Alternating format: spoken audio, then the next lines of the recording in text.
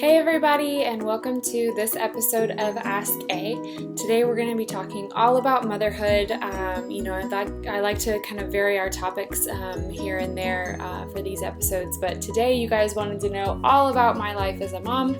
As you know, I have two daughters, Cora, who just turned 4, and then Isa, who is 10 months old. So we're going to go ahead and get started, and hopefully you guys have a good time learning a little bit more about me as a mom and that side of my life. So the first question comes from Lauren C., and she's a blogger at Adventures as a Wife and Mommy. And she says, when becoming a first-time mommy, what was your hardest moment? So one of my most popular posts ever was actually about 5 rookie mistakes that I made as a breastfeeding mom and how you can avoid them. And it has always been one of my most popular posts. A lot of comments, a lot of people, repainting on Pinterest and stuff. And I think the reason for that is that it's a very honest and candid story about my experience breastfeeding. It was not, all sunshine and rainbows from the very beginning. And so my hardest moment was probably when Cora was about 3 months old. I distinctly remember I was in Cora's nursery in our condo at the time in San Antonio. And I was sitting and nursing her, or trying to anyways, in the rocker in our glider. And I just started bawling, and I was, crying and really upset. And my mom happened to come in at that time and was obviously concerned and said, what's wrong? What's going on? And I just told her, this isn't supposed to be this hard, Mom. I'm really struggling with this. I don't know if I can do it. I don't know if I can keep up with the breastfeeding and everything. And my mom, more credit to her, she immediately was like, we can do this. Let's just ask for help. Let's call somebody. There's got to be some resources out there that we can get you some help if you feel like you need it. And so we actually called Laura Gruber, who was a lactation and still is a lactation consultant in San Antonio. And she helped me get back on track and helped us, be able to continue nursing. I nursed Cora until she was 2. And then we're nursing now with Isa. She's 10 months old and we're still going strong.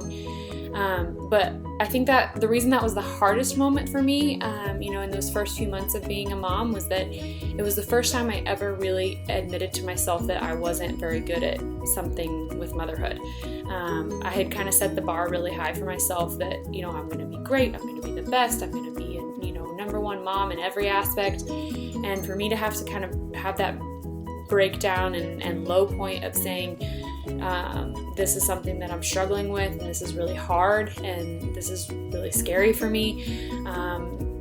That was an intense moment, and I'm glad that I had my family there and had some amazing lactation consultants.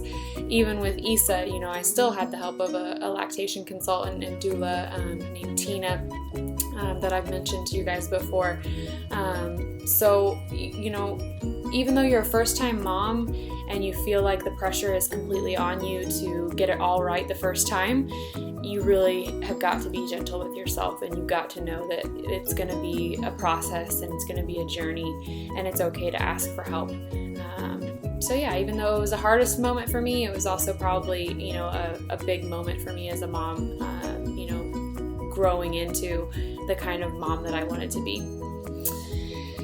The second question is from my friend Priscilla, and she says, what's one piece of advice that you would give to a pregnant mama? So I think for me, I just wrote that post about ending the mommy wars or whatever, and, being able to give advice to moms, but I still hesitate every once in a while because I don't want people to think that I'm telling you that this is the only way you should be, or this is how you should, live your life or be a mom. Because that's not how I feel at all. I think you should be able to be, as long as you're keeping your kids safe and happy, you should be able to raise them however you want. However, if I had to give a piece of advice to a pregnant mom, I think one thing I would say would be to focus on to give attention to the process of you becoming a mother. I think sometimes there's so much focus on the baby and the baby's coming in. Is it a boy? Is it a girl? What's the name you have picked out? And what kind of clothes do you want to put the baby in? And all this focus is on this little bundle who's coming into your life. But at the same time, you're about to undergo an amazing and momentous and, incredible transformation within yourself to become a mom, and there's a whole host of changes that are about to go on in your life. So I think it's important for moms and for women to know that it's okay to kind of take a little bit of time while you're expecting to just be present with yourself and find out, okay, what kind of mom do I want to be? What kind of things am I hoping for as a mom? And what kind of, self-care things can I do right now to make myself feel content as I enter this new, area of life? So things like, I've talked about on the blog before, doing like a blessing way,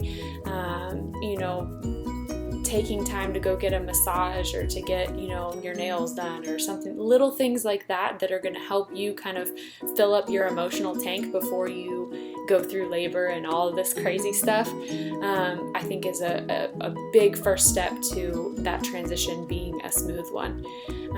And that's another thing too, is really take the time to think about what kind of birth you want. A lot of moms, birth is just an afterthought. It's just a way to get the baby here. But for a lot of mothers, including myself, I wanted an empowering birth experience to help my journey to motherhood start off on a positive note. I didn't want to feel like I went through this traumatic experience or that I wasn't in control of my birth experience. And that's why I chose, to do with Cora to be in a birth center with a midwife, and then with Isa to be at home with a midwife, with the same midwife, Jennifer Kelleher, who's amazing. But I think doing it naturally and, trying to have it as much of a organic process as possible was important to me, because I felt like that would start things off on the right foot in terms of being a mother. And it was a way for me to kind of kick things off the way that I wanted so that I could be the mom that I wanted, if that makes sense. So yeah, that's a long-winded piece of advice, but if you want to take it or leave it, it's totally fine by me. So then the last question is from Connie G, and she blogs at Mama of Dose. And she says, how do you balance being a mom, traveling, blogging, and everything else? And I know I've kind of answered this question a couple times before in another episode of Ask A, but I wanted to go ahead and address it again because it's really something that I hear pretty frequently. How do you juggle it all? How do you do it all? How do you keep up with everything you have going on in your life? And I feel like for it to continue coming up must mean that apparently I'm giving this perception that I am doing it all, and I want to be very open and honest with you guys that I am not in any way, shape, or form doing it all or juggling it all or handling everything in my life with grace and composure, because that's so far from the truth. There's dirty dishes in my sink right now. There's laundry that needs to be done. There's, I give myself guilt trips because Cora's not doing preschool enough, and because Isa's not walking yet, and because, I don't put on makeup every single day, and I don't get dressed every single day. I'm in my PJs. If I only need to be in front of the computer and my kids, I'm just going to be in PJs all day. I'm just being honest with you guys. Because I would hate for there to be this idea that, oh, she's got everything in order and on point, and I don't want to put that kind of pressure on anybody who's watching. Not that there is anybody, but if you are, and if you're feeling that type of pressure or judgment towards yourself, it's completely, just the perception.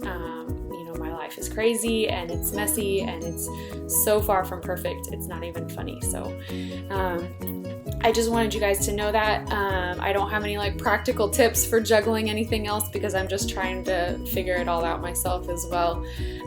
But if I do come up with some miracle remedy to do it all, I will definitely let you guys know. You'll be the first to know because I really would like that answer as well. So that's all we've got for today. Hopefully you guys enjoyed. If you have any other questions for me on the next episode of Ask A, let me know in the comments. And as always, I'll share links to all the people and blogs that I mentioned in this podcast, or this blog, video, vlog, whatever it's called, I don't know, in the blog post below. So talk to you guys soon. Bye.